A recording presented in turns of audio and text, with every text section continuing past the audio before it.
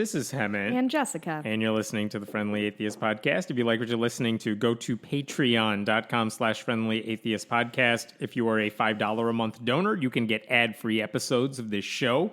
Hello to you. How was your trip? Hi, it was amazing. It was magical. It was genuinely one of the better weekends of my life, and I'm happy to be back. The weird thing is that could apply to literally any trip anywhere right now. Yeah, I mean, the bar was pretty low vis-a-vis entertainment, and yes, I did spend a lot of time on my friend's couch instead of my own couch, but it's my two favorite people, and I haven't seen them in 2 years, so Excellent. it was great. I have so many stories I want to talk about, and thankfully none of them are like the worst thing going on anywhere good. ever. So these are delightful stories. I've been way offline for about 6 days. Oh, so. good. I got a lot to get you up on. Okay. I'm going to start with a video that I saw before we recorded this that I don't think anyone's seen yet, but I downloaded it because I know that thing's getting deleted fast. But I have to. Do you have like an external hard drive somewhere I have that ways. you like?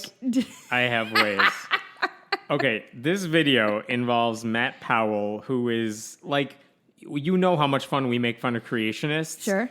He's like the dumbest creationist, Well. which takes a lot. Yeah. He has previously made videos saying that scientists believe in surfing monkeys. This is what evolution teaches you. Surfing monkeys? Yes, Cool. and that how did dinosaurs go extinct? They Dear. farted themselves into extinction. Oh.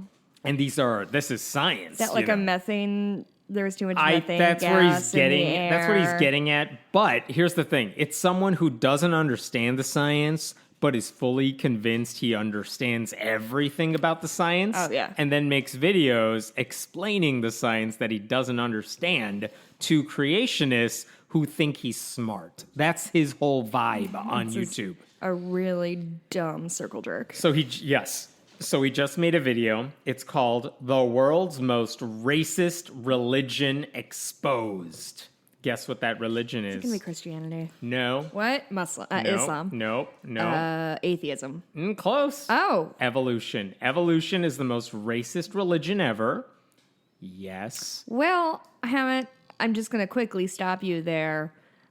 Huh? I try. It's a 1-minute video, and Okay. there's a lot going on in it. I was just telling Jessica, I wish I could just play the clip for you, and it's a hassle on my end. So the answer is no. But If anyone knows how to do that in like 3 or fewer steps, please let us know. So I'm gonna tell you, like, I boiled it down to about 6 things that he says in this Okay. video as justification for why the religion of evolution is racist. Cool. 1, evolution promotes survival of the fittest, which is not true. I mean, That's not even a Darwin original. That's something another person coined later on to explain what Darwin was getting at. But again, it's not like if you commit genocide, you did not win evolution. That's not how it works. right. Well, and I also think that the survival of the fittest thing really falls apart quickly when you introduce like consciousness and society into it, because in spite of what we pray to Darwin each and every Sunday, we still do give sick people health care. Usually we charge them a lot in this country, but in general as humans we try to help people survive. So I think as soon as you start applying these broad and unfair strokes to human beings, we might not be having the same conversation anymore. And evolution is not like an advertising campaign. It's an explanation. So he says evolution obviously promotes survival of the fittest. Well, evolution also says I'm quoting here, we evolved from African Americans. Think about this one for a second. Well, shit. That's We racist on a evolved- few different levels, huh? We evolved from African Americans is something he actually says in this video. Can I take apart all the reasons that is a weird and horrible statement? Uh-huh. First of all, we'll just get racism out of the way because he implies that somehow black people are lower on the evolutionary scale. I want to Nope. What? He's saying If we evolutionists. evolved from black people, then why are there still black people? You've beaten me to step 5. But he did say African Americans, which is a wild misunderstanding of how the world works. Yes, that is the first thing that I thought of too, because I think he doesn't deserve the benefit of the doubt. But if I give him the benefit of the doubt, he is saying science teaches that like the human species began, really, in Africa. And then we that's moved. fair enough. That is fair. Our species, by and large, like that's kind of the center of the universe when it comes to where humanity got Ever started. heard of the Fertile Crescent? Yeah. I have. So he's not saying, mankind kind of started in Africa and then, spread, discovered, looted, took Yeah. over other places. He's saying we evolved from African Americans. From is doing a lot of lifting. Also, the Fertile Crescent, Africa, is not African Americans. America did not exist until like now, a blink of an eye ago in the lifespan of humanity. Yeah. We did not. Carl Sagan does it much better than Hammett. Trust us.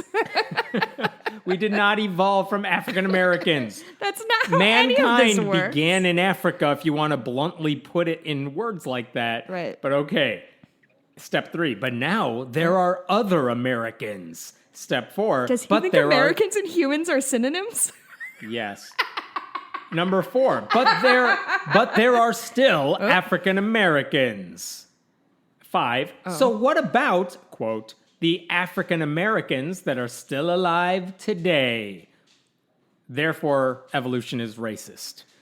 Let me repeat all this. He's saying we started in Africa, but we have evolved from African Americans, but there are still African Americans. And to suggest that we have evolved from that suggests there's something lesser about African Americans. Therefore, evolution is racist.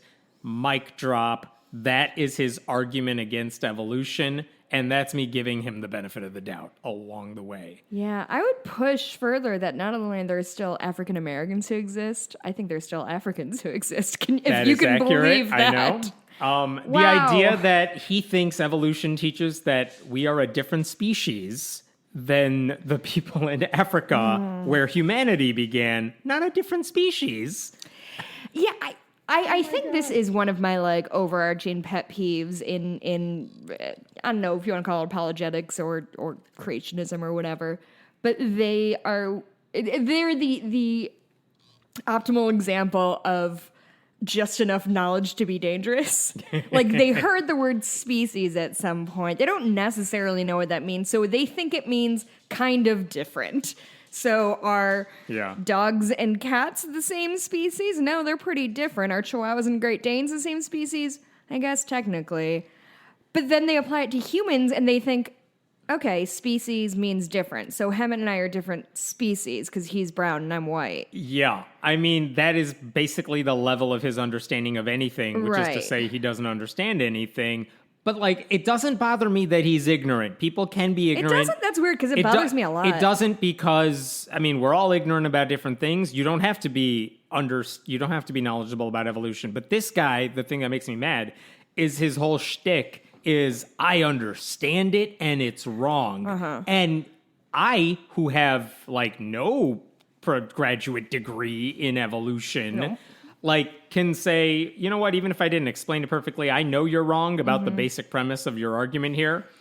And he's like, nope, I'm 100% nailed it, and everyone should listen to me. And I looked at the comments underneath this video, which at this point are kind of just the diehard fans. Ooh. And they're all like, wow, yes, evolution is racist. Yeah, Got it in one. And it's like they only care about racism if it's bringing, like, if they can call somebody to the left of them a racist. Right. This guy's voting for people who are objectively racist and passing racist policies. Yeah. But evolution. And by the way, even if he was the most racist dude ever, it has no bearing on the science of what he explained. Yeah, Like, I mean, to be honest... Margaret Sanger, you don't need her to support Planned Parenthood. Also, like, I think Darwin in a lot of ways was like a full-on buffoon, so it's okay if they want... There was an episode of The Dollop about Darwin and about specifically his voyage on the age of Beagle, and all I remember is he was really, really mad, and he wrote in his journals all the time how hammocks are impossible because he kept trying to get into the hammock's feet first. He would like jump into the hammock and it would spit him out. And he was like, these fucking hammocks. Hammocks are for weird people. Everyone else is wrong, not me. Ever. Right. Anyway, he was a goober, but he was a genius. And so, as so many of us are. So while we're on the subject of deconstructing dumb things people said, there's a Christian apologist whose name is Dr. Frank Turek. And I'm familiar with this guy because many, many years ago, he wrote this book called I Don't Have Enough Faith to Be an Atheist. Oh, which is one of the, you know exactly where that book goes. He really creamed his jeans when he thought of that title, huh? Sorry, was that too much? Did I cross the line? Too much. Okay. So he wrote this book with another guy, and it's one of those look, atheists are the ones taking a leap of faith. Christians have the evidence. You should, okay, whatever. It's one of those, if you're eager to rip apart a Christian apologetics book, that's a good one to start from because it's not hard. But that guy's still around. He's still doing the apologetics. And this time, he made a tweet that I think was, I don't know what he was responding to, but it was just an anti-sex type of tweet. But I'm going to read this to you. Anti-sex? Definitely anti-sex positivity. Oh, okay. But here's what he said.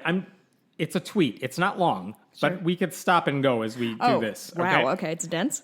Sex is sacred because people are sacred. Hey, counterpoint. Turtles have sex. They do. You know what? It's sacred Turtles when are they pretty do sacred. it too. Yeah. No, I'll keep going. Okay. Sex is sacred because people are sacred. And if you... let me read the whole thing. And if you look at so many of our problems, they're related to sex. Abortion, killing people, sex trade, pornography are related to sex. Can you give me that list again? Abortion? Yes. Okay, I can see the one-to-one line from abortion, from sex to abortion. Got that one. Next. Killing people. Now I'm a little confused, you see. Does he think, maybe he just watches a lot of CSI and he thinks the only people who die are sex workers? Yeah, I was trying to figure out, first of all, the fact that he separated abortion and killing people, isn't... So I guess abortion is not killing people. Caught him in a rhetorical trap, haven't? Mr. Apologist. By the way, sex is not sacred. It's a part of life. Yeah. You can have it or don't. I don't care what you do. But it's not some special thing that must be reserved for the, I don't know, heterosexual one person everyone's going to. Yeah, I guess it can be if that's your jam, but it sounds like a lot of pressure. Yeah. And abortion, I mean, it's not just sex because I think he's under the implication that the only people who ever have abortions are people who have unprotected sex because they're sluts. And then need an abortion to correct a mistake. Right. No victims of any kind, no assault victims, no rape victims, nobody who finds out that they literally cannot have this child and it won't be healthy. There's none of that nuance in any of this. No. There's no room for nuance in this man's brain. It's very small. The killing people thing, and hard like a marble. I don't know if he was talking about sex workers or if he was talking about when men kill women because they wouldn't sleep with them. I don't know if that's what he was getting at, but also that's not a sex problem. That's the dude is messed up. Yeah, that's problem. A patriarchy problem. Yeah. And even if you watch CSI or Law and Order, sex crimes are rarely about sex. It's about all this other stuff. Yeah. Something tells me sometimes people don't always get the nuances of those particular shows. Of SVU. Sex trade is about sex, but that's also But that's is he talking about sex workers? Is he talking about human slavery? Because those are really different. I don't think he was talking about human slavery because I think he would have... Not human slavery, but human trafficking is what I was thinking. I don't think he was talking about that necessarily, though maybe he could have included it. But if he's saying people who voluntarily sell their services or something, again, I think for a lot of people, that's not about sex. That's about money. Yeah. That's about power. Yeah. That's about other issues. It's not just about sex. And then finally, he said pornography, which again, you could argue it's healthy for participants and viewers if it's done in a certain way. And obviously, it could cross the line in both directions. I'm not defending any of that. But to pretend that any of that is bad because it involves sex, I think the thing that bugged me about the tweet is not just that it's a weird list of things to suggest that every problem in our society stems from this one thing that he can't deal with. Right. It's that people like him run churches. Right. People like him spread this to other evangelicals. And how many women have we seen in the past several years speak out against purity culture and the way sex is treated in their church and say, it harmed me. Yeah. And none of these dudes are listening to any of that. Right.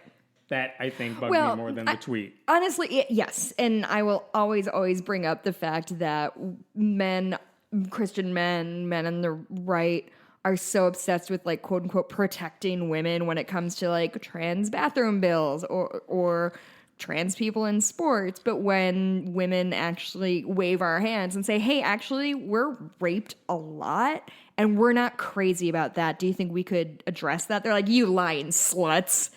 To any of those people who are like, I must protect women's sports, so we have to pass this trans bill. I just want a reporter to ask one of them, tell me your favorite WNBA player. Tell me any female athlete, and you cannot say Simone Biles. I will not let you. I promise you none of them would mention her name. They do not know who she is.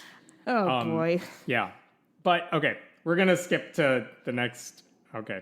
I know you want to talk about this story. Oh, yeah. This week... actually, for past couple of weeks, there was this announcement that some dude was creating a Bible with the endorsement of Lee Greenwood, the country singer who sings God Bless the USA, which is like the one song that played at MAGA rallies that the singer did not get mad about because he's like, what? Trump likes my song? Wonderful. Don't mind if I do. I remember singing that song when I was in grade school. By oh the my way. God, everybody sang it in grade school. It was a fucking bop when we were in grade school. And I'll proudly stand up. Shut up. And then there's that pause. Next to you. No.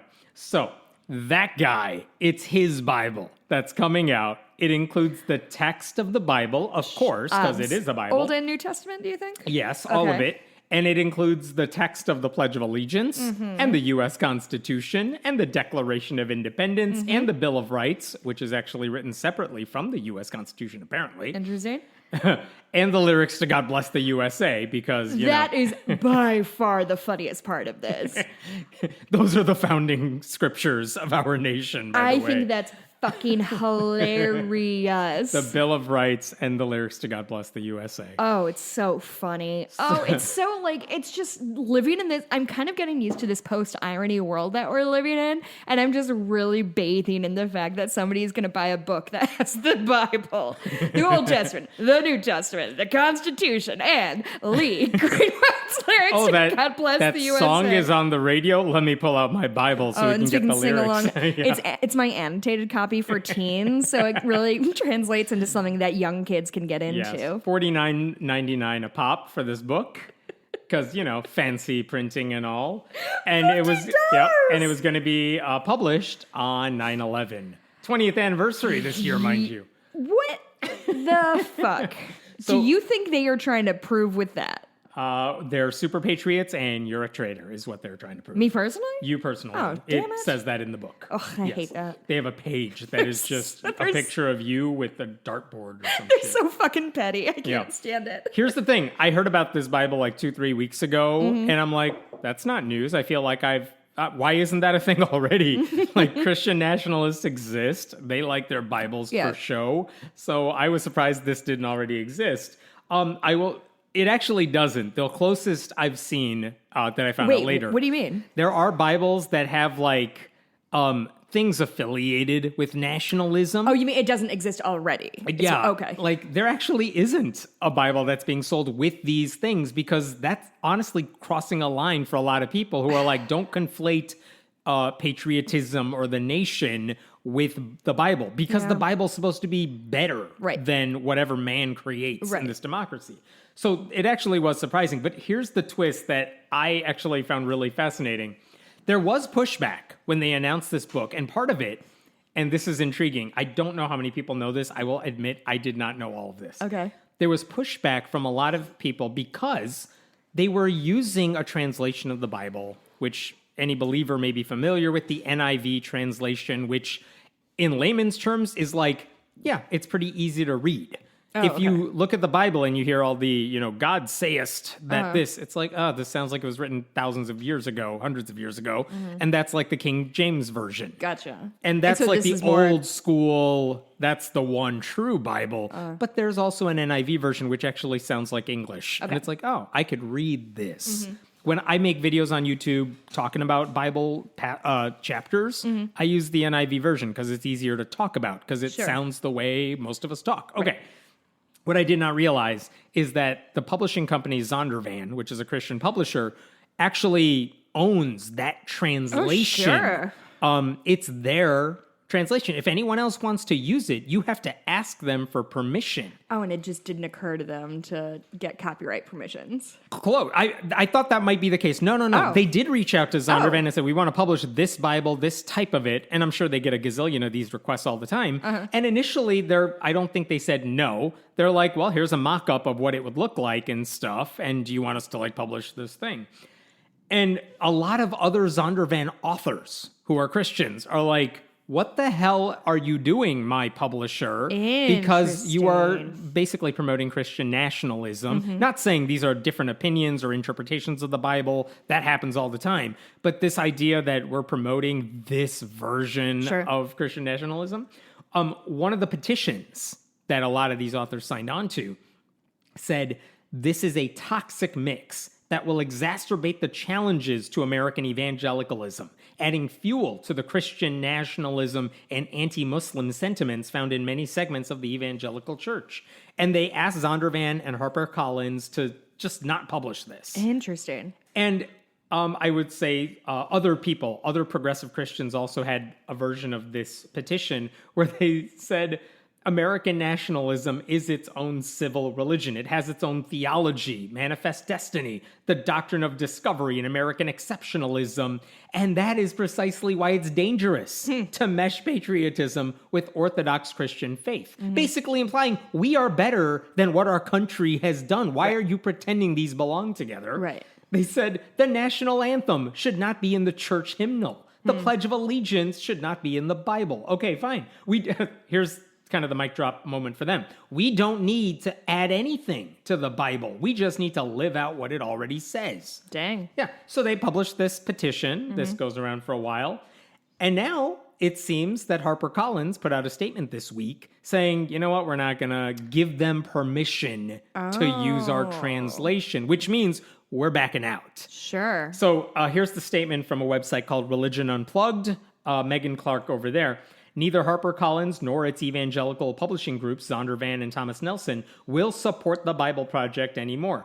According to them, the publisher never finalized a formal agreement. These people just went ahead and said, hey, will you do this for us? And they said, well, here's what it would look like. All right, we're doing this. Sounds great. Put up the website, started blasting out press releases, and they're like, we never agreed to anything yet. This is a group of people who have never heard no in their fucking life, and they don't know what to do now.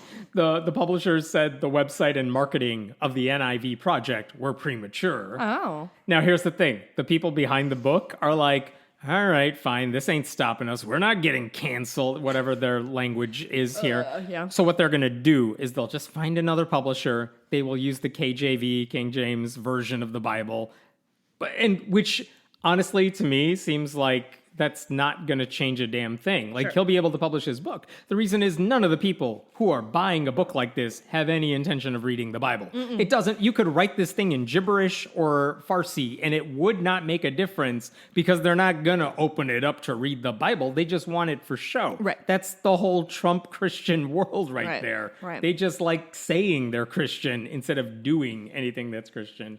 But that is a book that exists. Oh boy. $50, huh? $50. That's so much money for all intellectually, with no intellectual copyrights. What are we paying for? Yeah. Are you paying God back or back end? Okay, there's a survey that came out this week, and the numbers made it sound like Saddam Hussein created the survey. This is from D. James Kennedy Ministries. They put out a press release, paid for a press release, that they called it a spiritual and constitutional state of the nation survey. And here's what they found in this survey. 96% of respondents said they had experienced verbal or physical abuse or bias due to their faith in Jesus Christ or their conservative Christian views. 96%. Okay, here's the thing. Yes. When you said their faith in Jesus Christ, I was like, well, that seems like a lot considering it's the most prominent religion in the world. But also, you getting quote-unquote pushback, or how did they describe it? Experience verbal or physical abuse. Verbal or physical abuse. They are persecuted, damn it. Yeah, 96? I think getting verbal abuse for believing in Jesus is different from getting verbal abuse from saying that Muslims should all go home. And so Yeah. when you pretend that believing in Jesus, quote unquote, is the same thing as, what was the other part? Conservative Christian views. Conservative Christian views are two different things, right? Yes, they are. I mean, there's a meme that's been going on for a while. Like, I'm being censored for my conservative views. Oh, you want lower taxes? No, not those views. Which ones? Yeah. I'm going to go on. Here's what else the survey found. 97% of respondents said students should have the right to pray in public school classrooms. Good news for them. Yeah, they already do. have that, right? 97% of respondents don't want to see their tax dollars help pay for abortion. Oh my and Christ. 100% of respondents said it is the constitutional right of citizens to defend themselves by the use of firearms. So here's the thing. You see this survey. Every I'm just reading you some of the statements. They were all like high 90s for all these statements. It's like no survey of any group is that high. And if you see a survey that's like 99% of Christians are persecuted. Their immediate family. This is the question. Like, where are they getting these numbers from? Because if you read the press release, if you read their website, and I did, I'm like, what's your methodology for the survey? Because you make it sound like this is a crisis. What was the title of this? For a State of the Nation survey.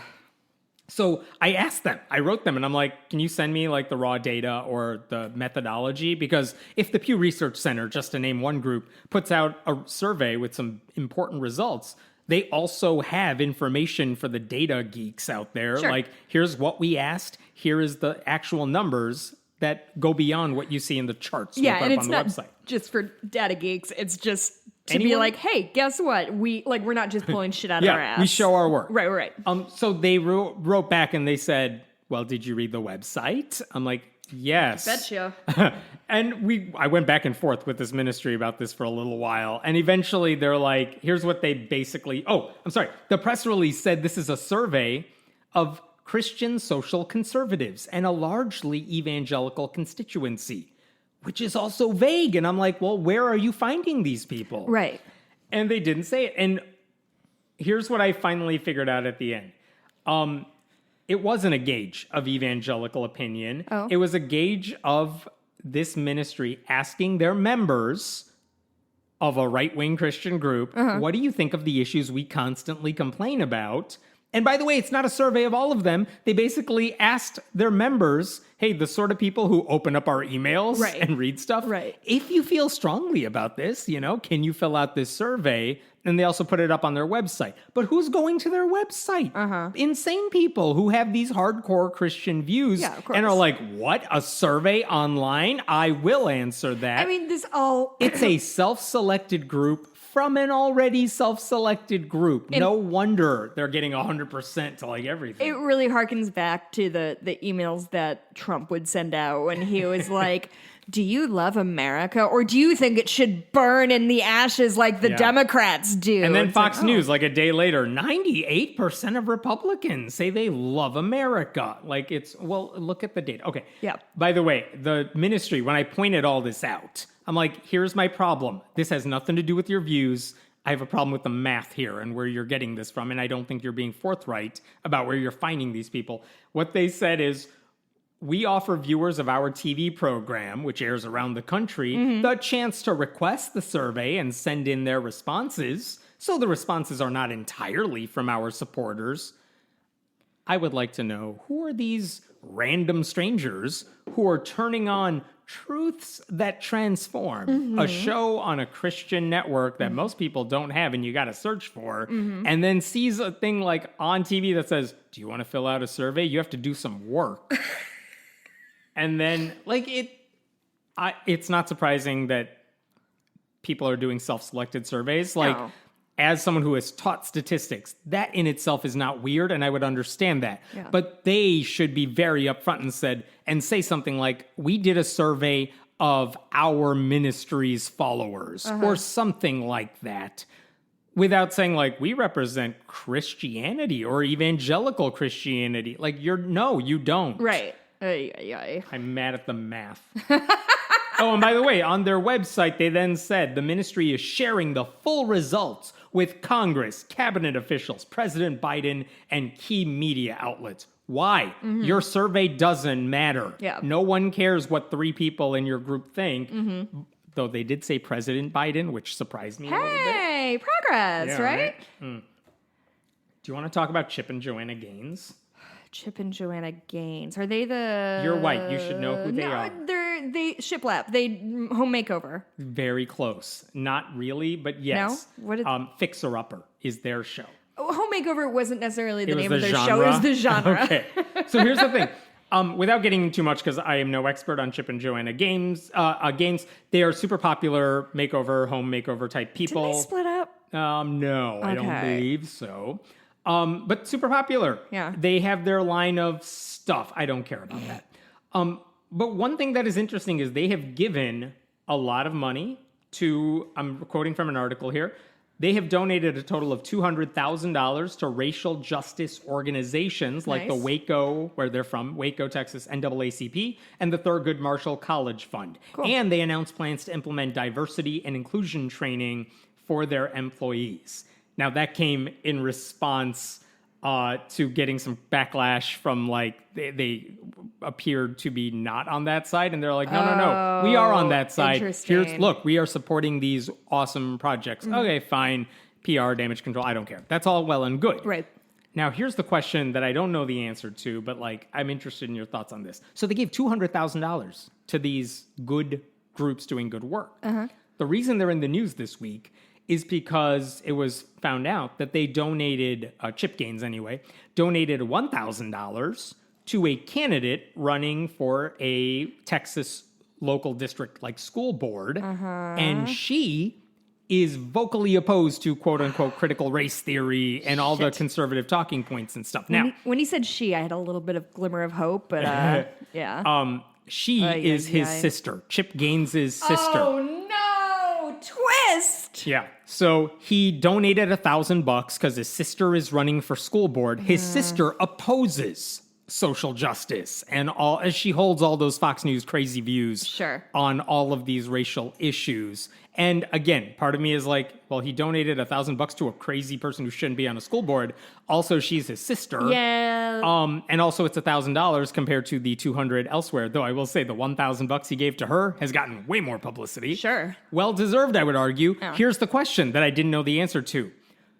Do you give him any slack because she's the sister? And it's like, all right, my sister's running for board. I'm famous. I have money. I have to give something. It's my sister, but also she's insane and shouldn't be there because she's... Oh, by the way, she called critical race theory, which is the way conservatives use it. It's like acknowledging racism. Yeah, it's the She worst. said that's the single most divisive threat in education. What does that mean? Anyway. Ask them to define it. Again, this goes back to ask conservatives to tell us what you are talking about Right. instead of using the buzzwords. I don't know what she thinks critical race theory is, but she calls it divisive. As she also said, I will vote down anything and everything that further promotes critical race theory, ... If you acknowledge racism in history class, for example, Yeah. she is against that. So, are the Gaines wrong? Is Chip Gaines, should he not have given money to her? I mean, I do not think he should be supporting a person who is touting those shitty views. However, I also think that interfamily politics are a tricky thing that have driven all of us insane at some point in our lives. So, to me, if I am extremely wealthy and my brother is running for something, I would throw significant money behind him because I support my brother and I believe what he believes. If I right now, today, if he were to run for city council, I would donate, time and as much money as I could. If I didn't agree with his views, If he I was would give a him Republican who was like a MAGA person. if that was the case, I would probably give him $50 and be like, hey, I'm supporting you, fuck off. You know what I mean? Everybody has done something absolutely untenable to quiet a parent or a sibling or a child. I do not doubt, like, whatever. I'm giving him the benefit of the doubt. Maybe he's earned it. Maybe he hasn't. It seems to me he's doing a lot of good work, and this was probably maybe if I give her $1,000, she'll shut up, or my mom will stop calling me and ask me why I don't support my sister on TV, or my dad calls me and says, we're really proud of your sister because she's doing this and that and the other. Like, you have a TV show, she's running for office, she's the important one. Right, like, listen, parents and siblings As and someone families who did all not make us finish lose our medical minds. school, believe me, I've heard it. Right? Like, sometimes you just need to shut them up. And even if that is not your favorite thing to do, like, I don't know, go golfing with your dad once a year. I've told him I'm not doing that anymore. I fucking hate golf. But, like, you do things that you wouldn't necessarily do otherwise. And, like, for a very wealthy person that I assume Chris is, $1,000. Yeah. What did I call Chris Gaines? Yeah, but that's Garth Brooks' alter ego. That's the whitest thing we've said this episode. Woo! Okay, so I took the other approach. I totally agree with what you're saying with the family dynamics are a big deal. I initially was on the other side of this, like, no, why'd you give her money? You don't have to give her money. You could say you're my sister, but also, no, I don't agree with you. Had he said, look, I gave it to her because she's my sister, I think she's wrong about everything, maybe, but like, no. But that's also torpedoing her campaign. And Good. Yeah, yes, I understand. Yes, of course, good, but also, have you ever had a parent mad at you, Hammond, is what I'm asking. I'm brown. I've only had my parents mad I know, at me. they'll make you do fucking... You think I tell them I do this? No, listen, you have stopped podcasts while we are talking to answer the phone for your mom because you just simply could not deal with her calling anymore. That's accurate. Yeah, it's deeply unprofessional, but I put up with it. You know why? Because families are bonkers. They're all crazy, and they're all just slowly driving each other insane. And we're all just trying to slow that process down as much as possible. The Gaineses actually try to avoid all of this shit because keep in mind, they are Christian. They're from Texas. Yeah. And they have this hopefully mainstream appeal if they're trying to do their business, which means they're trying really hard not to be political. But also they got in trouble a couple years ago because people found out that the church they go to is one of those evangelical mega churches that opposes same-sex marriage. What's the wife's Joanna. name? Joanna, she's Asian, isn't she? She's not half white. She's half Asian or something. Yeah. So like she's not white. Yeah. So like these people, it tracks that they have a vested interest in caring about race you would think. relations. But when there was all this publicity, like these people who want to be these celebrities, or I mean, they are celebrities. They go to this church that is preaching all this hate, Sure. and they kind of issued some statement like, "Well, we don't agree with everything our church says," and whatever perfunctory PR. It's the Chris Pratt story all over again. I was thinking when I heard this story, though, remember Paul Gosar, who is a congressman from, I think, Arizona, who is radically Trumpist Republican, who's still in Congress as we speak. One of the worst, like Matt Gaetz level crazy. Ugh. His siblings, like 5 or 6 of them, made that campaign commercial in, I think, 2018 Of course. for the guy running against their brother. And they're all like, my name is Jessica, and Paul Gosar is fucking insane. Yeah. And all of them said this, and at the end, they're like, I'm Jessica Gosar. And you realize, oh, these are all of his siblings. And they're all like, don't vote for my brother. He is bad for our community. Yeah. Vote for his opponent. And because it was a deeply red district, he still won. But that was one of those, like, their family. What did they do in the situation? They threw their brother under the bus because fuck that guy. And I was like, that whole family that takes courage to do. Yes. That could not have been easy. No. It helps that there were like 5 against 1 or something. But also like that could not have been easy for them to do, but good for them. But Chip Gaines here is like, my racist sister wants money. All right, I guess if she wants to. Again, it's not I'm giving her money because she needs rent, which I would understand. Know. She's trying to run for school board, and I don't like that he gave money to her. Yes, this is another example of you're not wrong, you're just an asshole. Yes, of course you're right.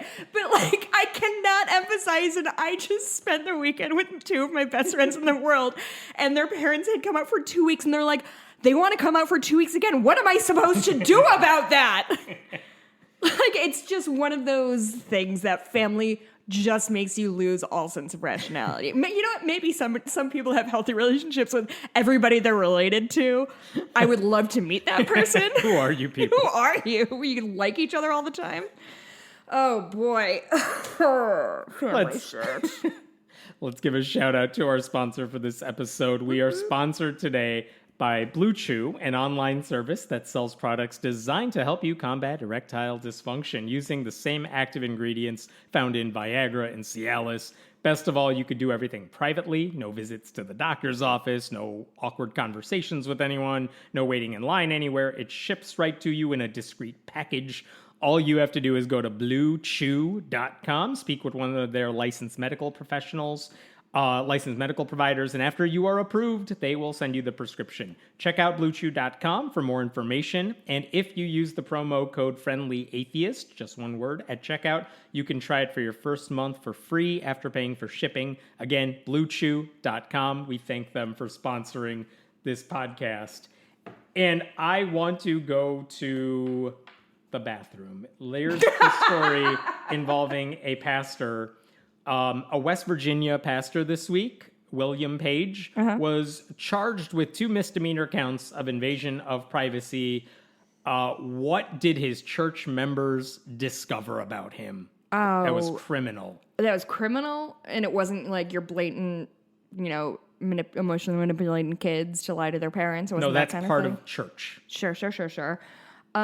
Gee whiz, how about he was sneaking, he put a little mirror on the tip of his shoe so he could see up ladies' skirts like they did in the 50s. Is that what they did in the 50s? Yeah.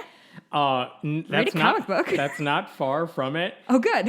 Except it's men, first of all. Cool. And he placed a smartphone in the ledge above a urinal with the recorder on.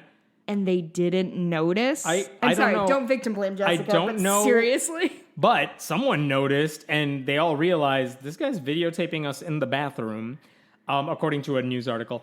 On the phone, deputies found, quote, videos of 2 males using the restroom, as well as several short videos of the preacher setting up the device. Like, he's trying to set up the phone, and it's a selfie version of the video. Fucking insidious. He's not just a criminal, and he's not just a perv in that sense. He can't even work the video camera he's using to spy on everyone. Yeah, if you're going to be a spy, be a good spy.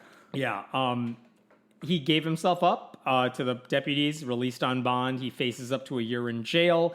And that is more harmful for a pastor to do in the bathroom. That thing is more harmful than anything trans people have done in bathrooms. Yep. Let's go to Shreveport, Louisiana. The mayor there is a Democrat. Cool. Adrian Perkins. He actually ran for Senate. When was it? He ran for Senate, I think, last year, trying to unseat a GOP senator in Louisiana. Hard thing to do. Lost by a mile. But, okay, Democrat in Louisiana, you have me there. We're good. But this guy, young black guy, he's, like, as far as I can tell, been a fine mayor. He's decided that the violence rates in Shreveport are going up. They need to do something about it. And he finally figured out the answer. 2 days of prayer. Oh, God damn it. Yep. And it's not just him doing this. He said the entire city council is right there with him on this. I'm going to read from his press release here. On Saturday, June 5th, each council member will go to an intersection in their council district along with faith leaders and community leaders, and they will hold 5 to 7 minutes of prayer. That's it. That's their solution to combating violence. What am I supposed to do with this? Like, what does he think? Why would you elect a city council if your solution is, well, we'll ask God to fix something for... Okay, fine, I don't need you then. But the frustrating thing is, like, this is what the fucking Republicans have been doing for 20 years about every time there's a school shooting or a mass shooting in public of, like, thoughts and prayers. Like, have you not heard the criticism? At this point. I don't know what he's thinking. I think if I'm giving him the benefit of the doubt, he's saying, like, I know prayer makes people feel better, and if we show unity and we're doing something like this together, maybe it'll help because we got no actual options here. But it doesn't. And why is the city council doing it? If a church group says we're going to pray for violence, I'll make fun of you, but you can do it. No one has a problem with that. Well, you don't have any other levers to pull. Yeah. But you're not the preacher. You're the mayor. These are the city council members. You're the ones who have the power to do whatever is within your power to do. Right. But like praying at the intersection, that is not going to fix anything. I'm sorry, did you say 5 to 7 minutes? 5 to 7 minutes. Because if you At only go least do 4 a minutes, you couple think God hours. is, I mean, do you think God is going to listen if it's 4.5 minutes? At least wait until like you're kind of shifting on your feet because your feet are tired. Like 5 minutes? I've waited longer than that at a fucking red light. Mm-hmm. This is really annoying me. This is making me cranky, Hammett. What are you doing? Just wait for it. Oh, there's more. There's more. So today's Friday. We're recording this. I know this is going to be out probably like tomorrow, but tonight, Friday night, there is a CNN segment that is going to air on Anderson Cooper's show, from what I hear. And it involves Pastor Greg Locke. We have talked about Greg Locke because he is this hate preacher from Tennessee, has what I would consider a small church, but if you look at the video, he has a tent outside, no social distancing, no face masks. He's like basically a shill for Donald Trump. That's his sermonizing. Yeah. And he's spent the past year basically downplaying the pandemic, telling people to ignore what scientists say, and even now he's spreading conspiracy theories about it. And you may recall, because we talked about it then, that I think back in December, CNN, their reporter El Reeve, visited him and did an interview with him. And here's the part that really stood out. He had said in sermons that there's no pandemic. This is in December. Of 2020? Of 2020. He's like, there's no pandemic. He said, quote, I'm 44 years old. Oh. We've not had one in my lifetime. This is not it. And basically she went to his church and she's like, what the fuck are you talking about? Sure. That's me talking. But basically she asked him, I'm quoting, I don't understand what you mean when you say the pandemic's not real. The pandemic is not real. But what do you think a pandemic is?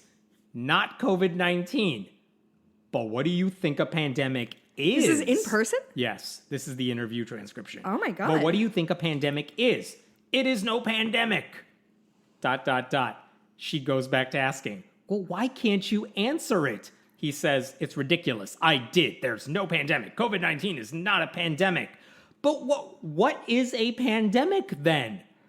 Not what we're experiencing. I'm 44 years old. We've not had one in my lifetime, so I don't know, and this is not it, unquote. I don't know, and this is not it, which is like his entire theology in a nutshell. That's right? Lucille Bluth's entire... I do not understand it, and I will not answer it. That was December.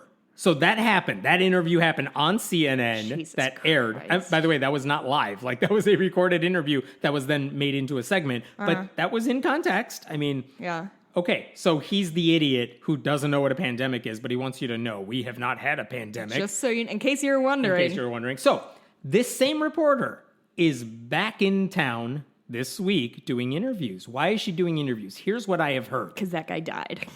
No, he's still around. I know. He's Someone very loud in his about church has died. Since December? Yes, I believe so. And again, I think this is my understanding of what the segment is going to be like. I haven't talked to the reporter. I don't know what's going on. I've tried to gather information from other sources. What I basically gathered is someone in the congregation died. Mm-hmm. The family members are like, he listened to Greg Locke. He didn't take precautions. He did not get vaccinated, and he's dead, and we're all pissed off. And like, we just want the world to know this guy is literally, he's hurting people. He is killing people by being this public health threat. So here's what's interesting. A couple things about this. She, El Reeve, as far as I can tell, fine reporter. CNN is CNN. They have their flaws, but whatever. This is not like a hit piece. It's what is going on down here. Mm-hmm. And how does Greg Locke defend himself when he has to put up with all this? And how does he respond to the argument that he's like this threat to public health? Mm-hmm. So on Monday of this week, he issued a long Facebook post, and it's a long one. I'm not going to read the whole thing, but he said CNN was going to come to his office at church to do an interview for this segment that is airing Friday night. And he said they were there last Sunday to watch a sermon. And he said, quote, I gave them a load of footage they could use. I was plain, forceful, biblical, and unapologetic. And I know, But like, he's an apologist. that's his way of saying, like, he basically spread conspiracy theories. He gave them lots of clips they could use. And I know this because I've seen a lot of, like, liberal websites tweet out those clips saying, here's what the insane pastor is saying this week. But he's saying, like, look, I gave them loads of footage for CNN, but they still wanted to talk to me. And so here's where it gets interesting. My schedule was clear and I was arriving early to his office for the interview. The camera crew was on their way. I pulled into the parking lot and immediately I felt nauseous. I do this mess with the news every single week, so it's really not a big deal. But as clearly as I know my name, the Holy Spirit said, this is a setup. Cancel the interview. Leave now. It was abundantly clear. So basically, he canceled the interview with them because I think he knew they were going to ask him, hey, dude, your congregation members are dying because of what you say. And he ran away like a coward. And he said later in the post, to be clear, I have talked to them over and over, and it was not a conflict of schedule. No, God said cancel it. I'm convinced we avoided a deeper debacle. Interessante. Like, he's covering up for something. He definitely... He's trying to get ahead of what's going to be a bad story. No, he definitely is. But I would argue also, good on him. His instincts are good because he absolutely was about to walk into a fucking sniper's den. Sniper's den? Viper's den. Vipers. And precisely because they were going to quote back the things he had said and done. Not because they were going to play gotcha. They were just going to say, like, why are you spread? Like, your own congregation members are dying because of the things you say. And I think he didn't want to answer that question. Or at least he knew that his spin was going to be like, they didn't die of COVID. But if you really think about it, he died from lack of praying because he was unconscious and couldn't breathe because of COVID. I believeรื่องhas also spoken to that man's family. Like, they're pissed. Of course they are. So I'm looking forward to that segment. I'm very curious to see what the spin is on his end after it airs. And by the time you're hearing this podcast, that segment may have aired. Can I make a prediction? Please. I think it is going to be in the vein of, listen, I say what I say, and people know I'm not a scientist, but they know that I am saying things that come to me from God. And also, I can't control what people do. Even though I said that this is a hoax, I also wore a mask, and I also did this. So if people are going to make bad decisions, that's on them, and that's not on me. Not a bad answer. It's not something he would say because he doesn't wear a mask and he claims he's not vaccinated and he claims... Yeah, I did make that up with very little information about who this person actually is. I've just heard this apology before. I mean, imagine a real life version of someone who believes every conspiracy theory about the vaccine and spreads it and doesn't take any precautions and actively tells his congregation not to pay attention to the precautions because it's all a conspiracy. Okay. And he knows people are going to play those clips if he says crazy shit, so he keeps doing it. I would like to revise my predictive statement. Instead of saying, I do X, Y, and Z, I take precautionary measures, what he's going to say is, I actually myself, in a big bombshell, I actually myself got COVID back in May 2020. And it wasn't that bad. And so I really thought, really in my heart of hearts, I thought, yes, maybe this is a disease, but it's not a plague because it didn't kill me. And how could it be a plague if it didn't kill me? And the fact that it killed this man is so sad. I don't even know what we're doing anymore because he's not saying any of this anymore. No, he's gonna. And then we're going to play this back next week, and I'm going to get it verbatim because I'm very good at this. Ever going to happen. By the way, I think I posted, like, this guy's covering up for some shit. Of course like, he is. It's going to be bad. And he writes back on Twitter, like, I think I said, stop hurting people. And his response was, stop lying, which... Fucking burn. I quoted him. Yeah. Like, anyway. Yeah. Would you like to know about feminism and how it's satanic? Of course. It is. My two favorite subjects. This because Lori Alexander, who is a blogger and professional mommy shamer, who writes as the transformed wife. Oh, I online, know her. Oh, boy. She would like everyone to know feminism is satanic. She quoted a Bible verse that basically says women should be... roughly sober in thought, sober, husband-loving, child-loving, discreet, chaste, homemakers, obedient, and pious. Oh, she's going to hate me. And so, I'm literally drinking right now. Here's what she says. Have you ever heard feminists teaching women to remain sober, And sober, not just not drinking, but also being sober-minded. Feminists are not sober-minded. They are fueled by their emotions, feelings, and passions. Yeah, emotions. Like, Wait, when she says sober-minded, does she just mean serious or like Yeah, non-questioning? Clear-minded. Oh, okay. But again, if she's saying like feminists are fueled by their emotions, feelings, and passions, that describes every conservative I've ever seen like whining on TV. I would argue that just kind of describes all human beings. Yes. Because we all, like it or not, have emotions that dictate how we react to things. Yeah, who are these people who are never fueled by their feelings or passions? White men. They never have emotions. They're always critical and objective. There you go. Have you ever heard feminists teaching women to love their husbands? No. Yeah. They will use the word abuse liberally for any woman who doesn't like the way her husband treats them. Yeah. Yeah. I would say if any woman doesn't like the way her husband treats her, there's probably a case that some abuse is happening there, right? Like she adds, if someone teaches women not to not deprive their husbands sexually, they yell marital rape, unquote. The thing is, I don't disagree with anything. This is the same woman who said, ladies, if your husband wants to have sex, you should always submit because, and I believe she said, like, how long is it going to take? It's so embarrassing. And everyone's like, you realize that's a cell phone right there. But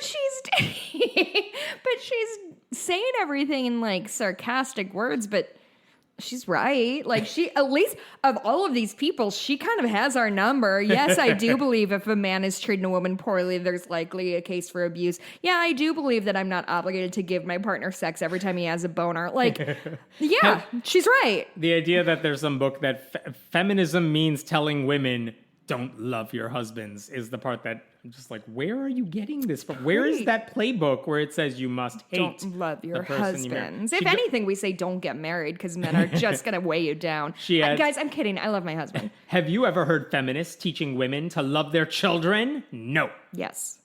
I'm in a group about it, but whatever. I think she's saying the women like go to work or put kids in daycare, which is proof feminists don't love their kids. That's not how any of that works. Not even close. Really, daycare is not a feminist thing. It's a economic thing. Yeah. So it could be a feminist thing if a woman chooses to. She genuinely does think that every family can and should get by on a one income salary that a husband is going to earn doing whatever it is he does, and has no understanding that that's a lot harder to get away with today. I also want that very badly too. I would like to kiss my husband goodbye in the morning and just like keep up my house. No, I would actually hate that. Oh, I'd be so bad at it. I'm such a bad housewife.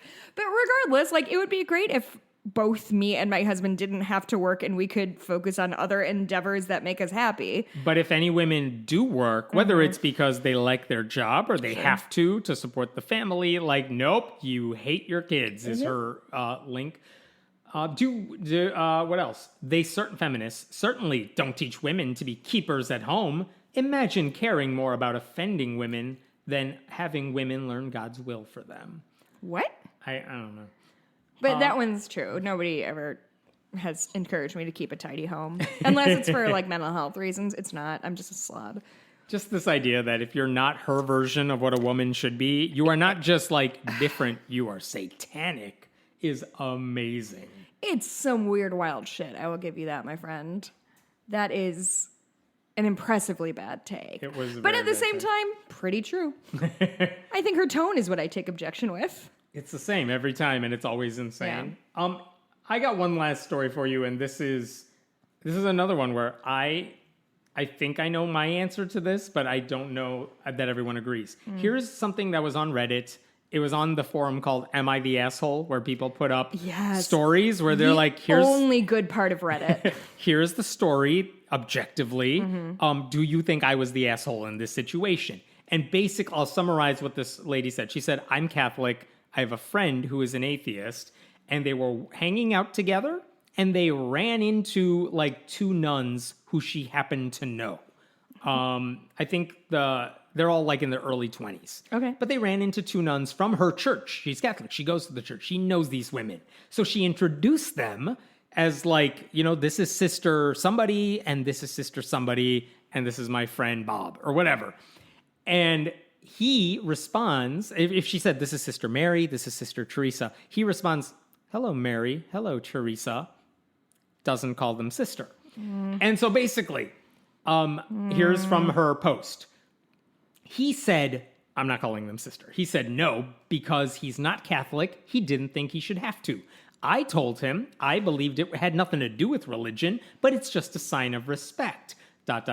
His stance is that it is forcing my beliefs on him and that he should address the nuns however he feels comfortable. My stance is that they should be addressed by the title they choose to use out of politeness and respect. So the question is, if you are not Catholic, are you obligated to call a nun Sister Blank at any point? Obligated to do anything, but we're all just trying to like get a fucking along here in society, and you're here throwing a wrench in the wheels by just being a cock. Like, could they just not? Like, this is why people hate atheists. And granted, I do too for the most part. Like, this is some bullshit. It's shitty and it's small. That's my problem. Is it's so fucking petty. I cannot believe it. And I am such a petty person. And this is so, I will say like, the top-rated comments all said to the Catholic girl, Catholic woman, you are not the asshole. No. He is. He is. Those were the most popular upvoted comments. And one of the writers, I made a point that I thought was fair, which is, look, the whole, all the issues we're dealing with trans people and pronouns and things like that, the argument is, even if you have these warped views about trans people, you should call them by their pronouns. Why? Because it's a sign of respect and we're all trying to get through. It's what they asked for. If someone named Jonathan said, call me John, you would do it and you wouldn't question it. And if someone says, I go by she, her, then learn how to use that. It's not that difficult. Get over it. It's not, I'm not saying those are analogous, but like if a nun says, oh, I'm sister or whatever, then call her that. Oh my It's God. not saying, well, I obey your religion or I think there's any credibility to it. Like, I don't think you're literally the sister of whomever. Like, I understand how symbols work. No, it's, I mean, like, Christ, last week somebody who I've known for like 5 years started calling me Jessie out of the clear blue sky. And my eye was twitching about it. I can't imagine if somebody is just like, and she just forgot. Like, yeah, just call me by the thing I asked you to, and like I'll let it I'm slide if wearing a it's an name accident. tag right now. You can just call me by the name on my name tag. How does that sound? No, it's true. It was just but like, it just sucks. It is just a guy trying to belittle other people's belief systems in a way that's not helpful. It's just being a cunt. I was trying to figure out, is there any other vocation? Like, I've seen doctors who didn't really graduate from medical school because I dismissed, like, you're not really a doctor. But I probably wouldn't, I would think that. I'm not going to say, hey, kids, this is not a Dr. Bob. Like, no, just call them what they want to be called. You can still have your beliefs. No one's arguing it. Like, just... Yeah, no. This is a weird hill to die on for this dude. It is. And if you said... You think it sounds like they're in their early 20s, or they said the Catholic woman and her atheist friend are in their early 20s? 20 or early 20s. Okay. Well, that kind of explains a lot of this, because listen, while male white atheists don't have the corner on kind of being dicks for no specific reason, they certainly are no small amount of the people who do. Just like, I think you hit the nail on the head with the trans thing. If somebody asks you to call them a thing, call them a thing. This reminds me of when that guy was like, Jill Biden, you're not a medical doctor. Yeah. It's the same bullshit. Like, just because you don't, and I'm using big square quotes, scare quotes, not square quotes. That's a movie idea, I bet. You know, like, oh, I don't believe in... Well, you're not a medical doctor. You're not a medical doctor, and I don't have think to call you. education is worth getting a doctorate in. But, like, it's just stupid. It's disrespectful for its own sake. It's not... Listen, the way to... no, it's stupid. It's stupid. Because he wasn't trying to convert anybody. He was just trying to be a dick and to the nuns strangers. weren't trying to convert anybody either. Right. Like, there was no reason to be disrespectful toward them. There is the golden rule, which everyone knows, but there's also, and I've heard this in other atheist circles too, like, there's a platinum rule. Treat others the way they want to be treated. Yes. It's just a nice way to go through life. Yeah. That's it. You don't have to agree with them. And the fact that, like, he's trying to be technically right is just a really bad... Listen, if somebody says, well, technically, blah, blah, blah, blah, they're probably just sort of a dick and want to be smarter than you. I lied. I have one more story. This is short. There is a principal in our neck of the woods outside in the suburbs of Chicago. I'm not going to mention the school. It's irrelevant. Can you give me a side? A suburb of Chicago. A principal was which doing... side of... There, that side. Oh. So in the suburbs of Chicago, a principal was doing a commencement ceremony last weekend, outdoors, socially distanced, and basically reading the names of their high school graduates. They get to get their diplomas, get their photo ops for their families. Nice, good. I'm glad you could do it in person. Mm-hmm. That ceremony, which was live streamed, opened up with like the drill team doing flag stuff. I don't know what they do. And she was going to say the Pledge of Allegiance, then someone sang the national anthem. You know, the traditional stuff you see at graduations. The order of graduations and sporting events. Yeah, right.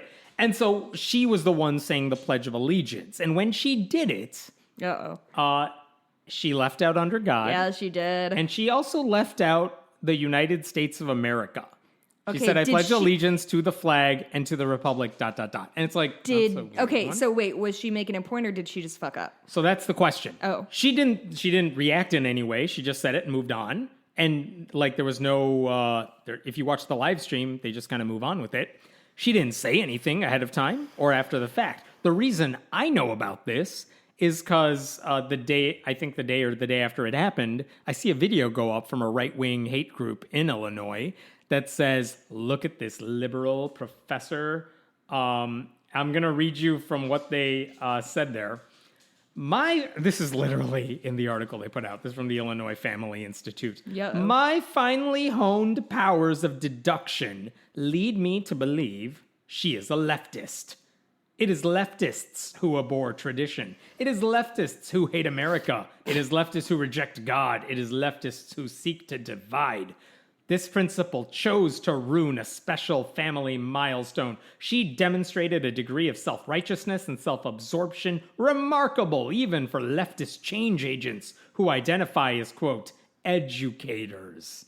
Imagine if they got that mad when a man stood on another man's neck for 9 minutes to kill him. So I read their little description here. And here's the thought in my head. If she had left out under God, I would kind of be like, I wonder what she was trying to do. It's weird to do a protest when you don't announce that you're doing a protest. That was weird. Well, I mean, I think the under God thing could have... Oh, no. Why don't you finish your thought, Sure. and then I'll get mine. So at first I'm like, had she just done that? Part of me would have been like, oh, it sounds like she was being a little rebellious there. By the way, she's retiring this year. This is her last commencement. Maybe that's the way to go. Atta girl. But then she left out the United States of America. And I've done the whole podcast about the Pledge of Allegiance.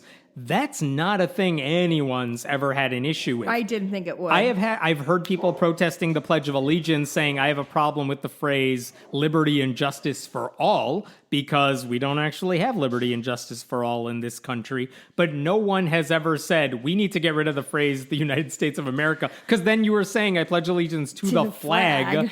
And moving on, it's like, here. Yeah, what do you think the flag represents? So that's a weird thing to omit. So my thought when I saw this video is, it sounds like she just botched the pledge. Because if you're not a student and you haven't said it in forever, and a principal probably doesn't have any reason to, it's not a thing you're like etching into your memory unless you need to. Oh, God. To me, that feels like it just feels like muscle memory. Like you just like maybe muscle memory, but also all the more reason to think I'm probably saying it right, but I'm not even going to listen to myself. Right. You'll just get through the motions, and if you screw it up, you wouldn't even realize you did it. Right. Which is what it looked like if you watch the video. Yeah. But again, first was this description calling her this like political activist of some sort. So, I posted about that, and I'm like, it sounds like she just may have screwed up. I don't know. But it would be weird if this is a protest that she never announces, because that's a weird way to protest this thing. If she just left out under God, I would say, maybe, she's trying to be a little bit subversive, maybe. That's not what she did. That's not what she did. You're right. It doesn't, like, why would you, no. It doesn't why would you matter. do that? So Monday morning, the Illinois Family Institute put out their diatribe against her, trying to rile people up about this. Mm-hmm, sure. And that afternoon, they need a villain. Yeah, that afternoon, the superintendent of the district puts out a statement saying, we have a message below from the principal. And here's what she wrote. I made a horrific mistake by accidentally omitting. Horrific? She said horrific. I don't buy that. But Oh, boy. By accidentally omitting some key clauses within the Pledge of Allegiance. ... I sincerely apologize for the error. She explains herself. As I stood at the podium before my last graduation as principal, I found myself more emotional and anxious than expected. As I began, I checked the color guard. I lost my place. I accidentally omitted key phrases. After 30 years in education and countless times reciting the Pledge of Allegiance, I lost track and fumbled the speech. ... This was a mistake, not a political statement. I have no political agenda, as some have suggested. Which, okay, to me, I don't think she needed to apologize.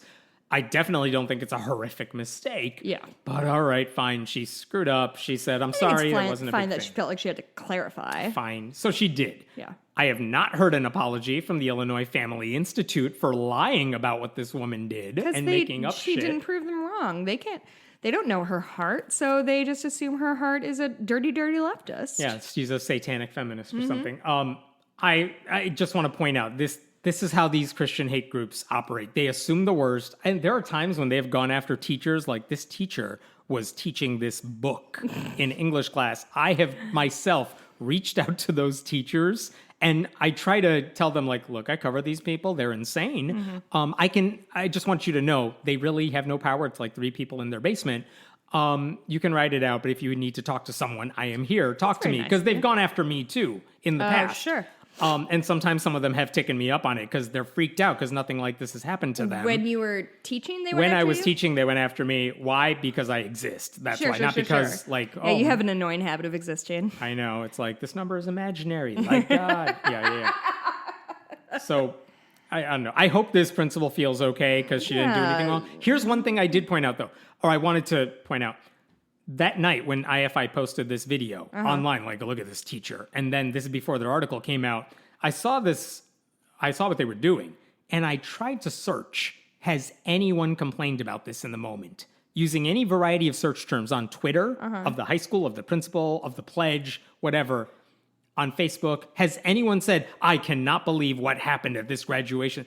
I could not find anything of anyone complaining. I found one person who said, this happened earlier today, and then added, like, Tucker Carlson and other right-wing people, like, make a big deal of this, make a big deal of this. But as far as I can tell, I don't know if she has any connection to the school. No one was complaining about this. Right. And all of a sudden, this right-wing Christian group is like, can you believe she ruined everyone's graduation? It's Would like, you say they were trying to cancel her? they were trying to cancel But her. they hate cancel culture. They say that a lot. Well, this isn't cancel culture. This is getting rid of traitors to the country. Oh, I forgot about that. Sorry, I forgot about that. That is the clause. exception, to the cancel culture rule. So Is that all you got? that's all I got for today. Okay, I'm all ranted out. I am going to read. I'm going to read a review because we haven't done that in a while. And I'm going to be honest, this one's really mean about me specifically and kind of sent me spiraling. And I'm going to read it anyway because it made me feel sad about myself. And instead of keeping that inside, I am letting you guys feel how mean people are. Dichotomy, May 20th, 2021 by WKS Kevin. This podcast is a great example of contrasting hosts. Oh, God. One host is brilliant, featured in the Wall Street Journal, Chicago Sun-Times, and NPR. He also wrote a very popular book about eBay and religion. The host is also smart enough to be a Jeopardy! Champion. The other host is a human adult who speaks English words. This program also illustrates the functionality of the fast forward and rewind buttons on podcast players. When the intelligent Jeopardy! Champion speaks, the rewind button allows the listener to hear his sentences again and again. When the other hosts start saying words, the fast forward button can be used to get to a point in each episode where she is no longer speaking words or making noise. Thanks for the contrast. Did we get 5 stars? We did get 5 stars. Hey! And then the next person had the same thing, Dichotomy, on Thursday from R. Dalton. Completely agree with WKS Kevin. That is exactly why I had to stop listening. Her loud laughing at every other word was simply too annoying. I wish this was just the Jeopardy! Host's show. Great voice, thoughtful, easy listening. She ruins an otherwise friendly, informative show. Do they know I won Jeopardy because the person who was beating me bet too much money and I had no idea what the last answer was? Smart enough to be a Jeopardy! Champion. On the bright side, we're up to 4.6 stars, we were stuck at 4.5 stars for a hot minute. Who are these people who are like, I'm going to rant about this podcast as I leave? Yeah, no, and honestly, I see these a lot. There's a few that I'm scrolling through right now. This one hurt my feelings only because they did so much research to show how much smarter Hemant is than me. And it's like, I get it. I mean, I was on NPR radio too, but he forgot probably that part. It's not a big deal. Like, my feelings aren't hurt. I don't. Do you know how boring this show would be if it's just me? If it's just you talking into the microphone, Yeah. I cannot think of it. Well, Seth Andrews does it, but he's got more charisma than you. I didn't say Seth. Yeah, exactly. I agree with you completely.